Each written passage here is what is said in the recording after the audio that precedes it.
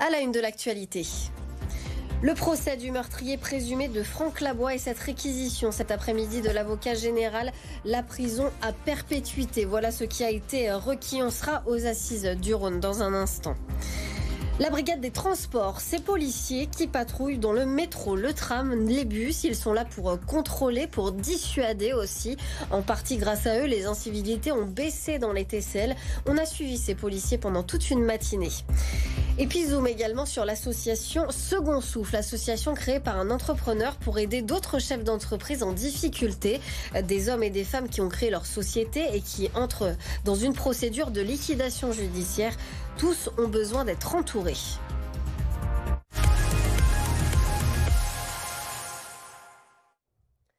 Le meurtrier présumé de Franck Labois pourrait être condamné à une peine de prison à perpétuité. C'est en tout cas ce qu'a requis cet après-midi l'avocat général. On va retrouver Lucie Nolorgue qui suit pour nous ce procès sur BFM Lyon. Perpétuité donc requise pour celui qui avait mortellement fauché Franck Labois, policier en intervention. C'était en janvier 2020.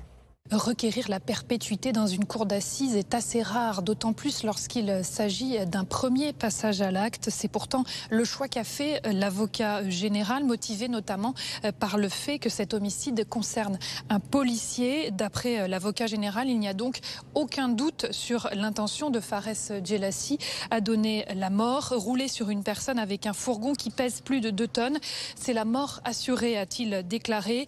Franck Labois n'avait aucune chance de survie pour l'avocat général au cours de ces 3 jours de débat. L'accusé n'a pas montré de remords sincères. Il a également motivé ses réquisitions en rappelant le casier judiciaire de Fares Djelassi, un casier qui comporte 14 mentions, dont 4 lorsque l'accusé était mineur, pour vol aggravé, recel de biens provenant d'un vol, conduite d'un véhicule sans permis ou encore pour un refus d'obtempérer qui s'était produit 1 an avant les faits. Un verdict est donc attendu dans la soirée.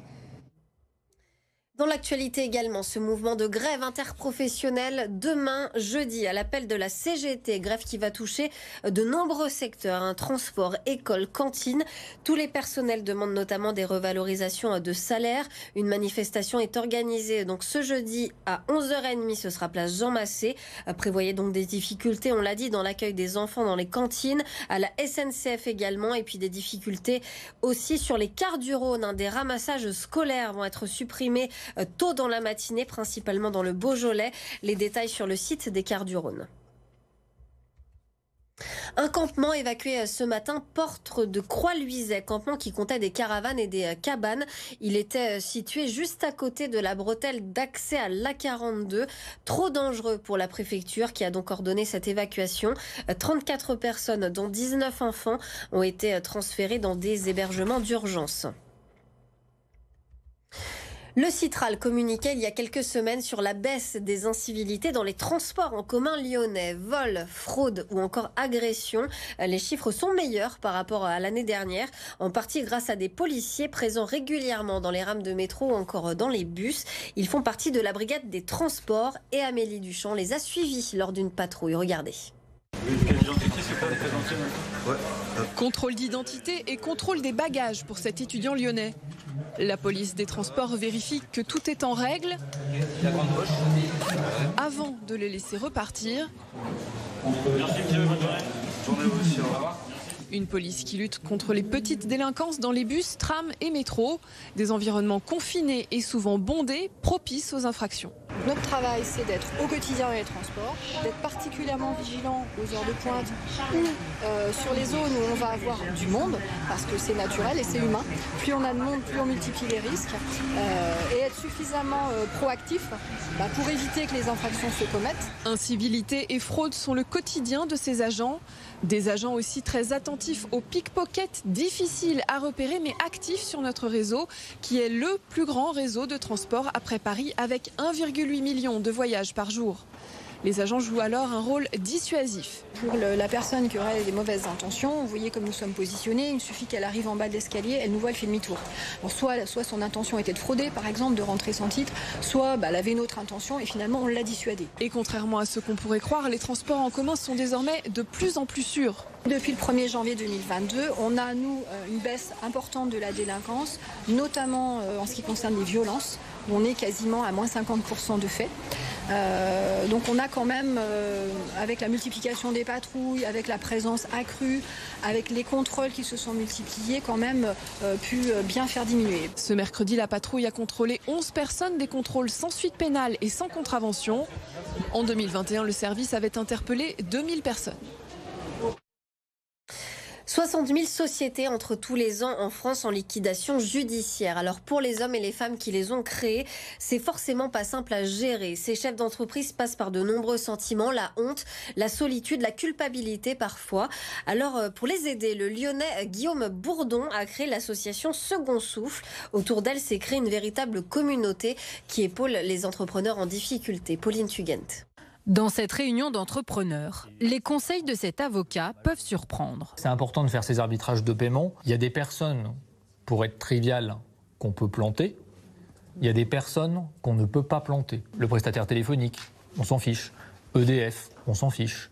Veolia, on s'en fiche. Mais par contre, le fournisseur vital, lui, on va le payer. Depuis 2013, l'association Second Souffle accompagne les chefs d'entreprise en difficulté pour rompre l'isolement et la culpabilité. Le sujet, c'est en fait vers qui on s'adresse quand on est un entrepreneur en difficulté, quoi. On va évidemment pas aller voir ses partenaires, ses concurrents. Aller en parler à sa famille, c'est tout de suite déverser quelque chose de très négatif et c'est jamais le bon moment. En redressement judiciaire à cause de grosses dettes, cet entrepreneur a poussé les portes de l'association l'an dernier, lui qui dit avoir pensé au pire. Au niveau personnel, c'est très dur parce que moi, ça m'a causé un divorce. Au niveau professionnel, c'est compliqué parce que c'est une maladie pestiférée, le tribunal de commerce. Dire que je me suis rendu compte qu'il y avait plein de gens qui ne voulaient pas m'approcher de peur que ce soit contagieux, quoi. C'est une espèce d'enfermement, plus la violence administrative qui est derrière. Aujourd'hui, son entreprise fonctionne toujours. Il n'a pas déposé le bilan, contrairement à Guillaume, il y a 10 ans. Quand je me suis retrouvé en liquidation, quand je suis sorti du tribunal, j'avais que 2 mots en tête, honte et culpabilité. J'ai pas trouvé ça normal, mais je me suis dit, je suis certainement pas le seul, et ce que je viens d'apprendre doit pouvoir servir à d'autres. Donc j'ai rameuté mes copains, on a créé une communauté, et maintenant on est 90 bénévoles, et on a accompagné plus de 300 entrepreneurs. Pour prendre contact avec Second Souffle, le 0801 280 250 est un numéro gratuit et anonyme. Les règles pour obtenir AOP et autres labels rouges ont été assouplies il y a quelques jours. Décision prise par arrêté en raison de la sécheresse exceptionnelle de cette année. La sécheresse qui empêche les éleveurs de remplir correctement leur cahier des charges pour obtenir justement ces fameuses appellations d'origine protégée. C'est notamment le cas pour les producteurs de rigotte de Condrieu. Lauriane Pellao. Une herbe verte que les chèvres apprécient après un été compliqué. La sécheresse et la chaleur ont mis en péril la production de rigotte de Condrieu. Cet éleveur ne va pas pouvoir respecter les conditions initiales de son AOP. Eh bien, tout l'été, c'était un paillasson. Et donc, les prairies très abîmées par le soleil précoce et la chaleur intense. Des chaleurs qui nous ont coupé la végétation. Pour obtenir cette appellation, le cahier des charges est très précis. Les chèvres doivent pâturer à l'extérieur 120 jours par an minimum et seulement 20% du fourrage peut venir de l'extérieur de la zone de l'AOP. Un objectif impossible à tenir pour Florent. Voilà mon stock de fourrage qui normalement est beaucoup plus important à cette époque de l'année. Cet été, il a consommé 50% de ses stocks prévus pour l'hiver. Personnellement, il va m'en manquer 20 tonnes à peu près. Donc on aura peut-être la chance d'en trouver dans la zone d'appellation puisqu'il a replu en août-septembre sur une partie de la zone d'appellation. Sinon, on achètera un petit pourcentage hors zone dans la Drôme ou ailleurs. Pour pouvoir garder leur AOP, les 19 producteurs de rigotte de Condrieu se sont mobilisés. Les règles ont donc été assouplies jusqu'en juillet 2023. Alors le gros avantage, c'est que les éleveurs, ça leur permet de maintenir leur niveau de cheptel. C'est-à-dire si on n'avait pas eu cette dérogation, les éleveurs auraient été obligés de se séparer d'une partie de leur cheptel parce qu'ils n'auraient pas été capables de nourrir l'ensemble de leurs troupeaux. Déjà, ça aurait pénalisé les exploitations et puis les éleveurs, ils sont attachés à leurs animaux. Cette dérogation nous permet et de maintenir notre cheptel et de continuer à alimenter nos animaux correctement. C'est vraiment une bonne nouvelle pour le secteur. Pas d'inquiétude pour les consommateurs, le goût de la rigotte restera le même. En revanche, les éleveurs sont inquiets. Ils craignent que ces épisodes météorologiques deviennent récurrents et qu'il soit de plus en plus difficile de respecter l'AOP. Allez, un mot de sport et de basket avec l'Asvel qui retrouve l'Euroleague demain soir. Les Villeurbanais reçoivent le Zalgiris Kaunas. Ils restent sur 2 victoires consécutives dans la compétition européenne. Écoutez le coach de l'Asvel, TJ Parker.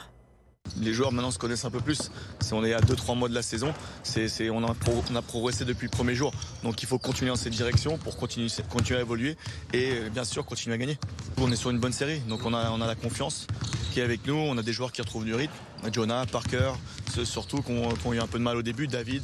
Donc il faut vraiment jouer sur ça. Et puis c'est vraiment un match avant une pause où on va pouvoir se reposer. Donc c'est vraiment tout donner à domicile demain pour gagner ce match. Un point tout de suite sur la météo et c'est avec Christophe. Détendez-vous en regardant la météo confortablement installée avec le Stressless Store, cours de la Liberté à Lyon.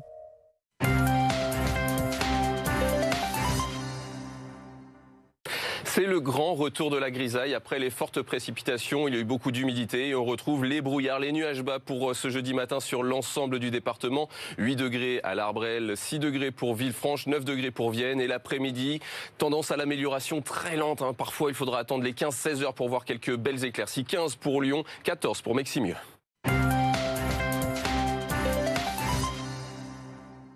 C'était la météo avec le Stressless Store, cours de la Liberté à Lyon. Découvrez le confort unique des fauteuils et canapés Stressless dans votre magasin. Allez, ne zappez pas, restez bien avec nous sur BFM Lyon, puisque dans un instant, c'est le magazine C'est votre emploi, en partenariat avec la Maison métropolitaine d'insertion pour l'emploi. Et ce soir, on va parler de reconversion professionnelle, puisque c'était hier la journée nationale de la reconversion professionnelle. Allez, à tout de suite sur BFM Lyon.